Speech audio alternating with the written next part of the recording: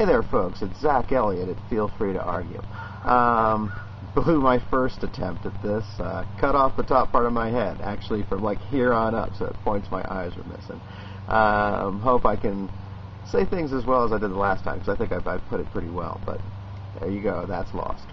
Want to do a video about my core principles and not all of them, a couple of them, and how they relate to government and my perspective on government.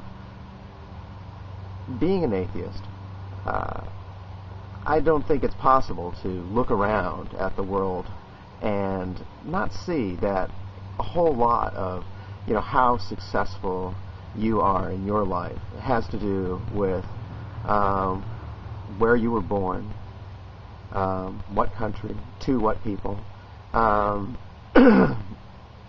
what town or country you grew up in, and because of that, I don't think there's any way to kind of get around these differences and have it say that it's all based on merit in some way. So I guess I've always felt a sort of personal commitment to try to correct these differences in our society. So whenever I've been financially in the position to do so, and not needing to be the recipient of aid from other people, I've certainly been in that position as well.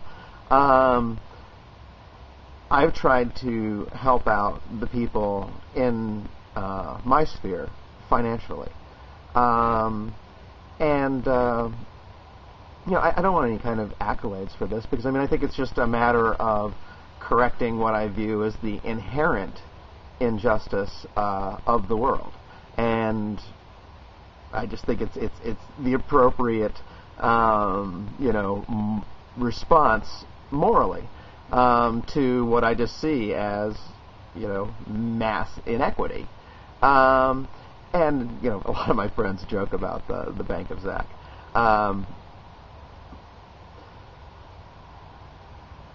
And I think that this sort of informs also the way that I view government. I think that government should be, and people laugh about this, I actually say that I don't mind paying my taxes. I'm actually proud to pay my taxes, just because I think it's a responsibility, and I view the government as potentially being about what's best about us as people. And I think that most of the problems that we have with government come from not having a hand on the tiller. When I look at places that I think people live pretty good lives, where I think there's more of a sense of balance than there is here, places like France or Denmark, I think what really makes those places much more livable is that people have a sort of activist mentality, and they have this activist mentality all the time. And there are a whole lot of things that factor into this, why our country is not more like those countries. But part of it is I think that there's kind of a resistance in this country to thinking of government even as being an instrument of fairness and somehow that this is distasteful, and I think that this is kind of a backdoor way relates to the American dream, and the American dream is not just that you can make it in America, but that you can keep it in America. We all think that we're going to be the person who comes up with the next big idea, or simply just gets lucky, gets the winning lottery ticket, or whatever, and then we will have it. We'll have the American dream, and what could possibly be more distasteful than getting the American dream and then suddenly seeing it vanish in a huge pile of taxes that you have to pay out? No, when you get your American dream, you want to keep it and enjoy it forever. Well, I don't know. See, I tend to think in more socialistic terms. And I'm not afraid of that term. I'm not afraid of socialism. I'm not afraid of liberalism. I feel that both of these represent a concept of fairness and an acknowledgement that our society needs some help in order to be even baseline fair. And when I say baseline fair, I mean I think that everybody should have kind of a statistically, below statistically average life at least, and nobody should have a totally dismal life. And honestly, I think if we took more from the people at the top, we could afford to do that. And if we took a little bit more from the people at the top, still not probably affecting their ability to have a life at least as good as mine, and probably significantly better, we can, provide and start, correcting some of the inequities in the world. And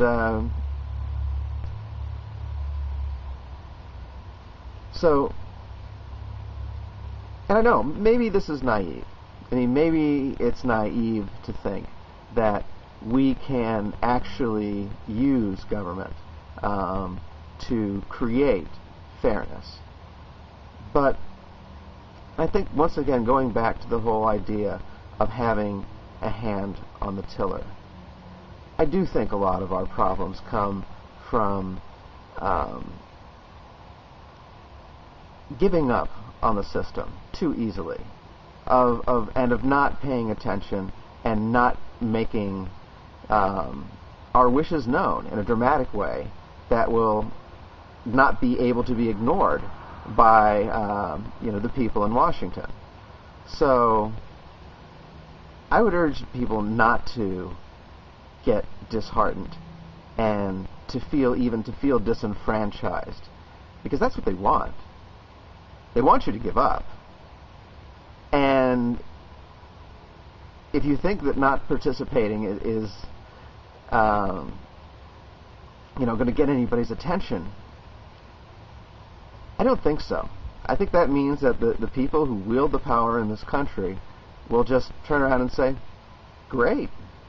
I mean, there's only this small bunch of crazies, and that's all we're dealing with, and the great mass of people who are sensible have just given up. We can do whatever we want.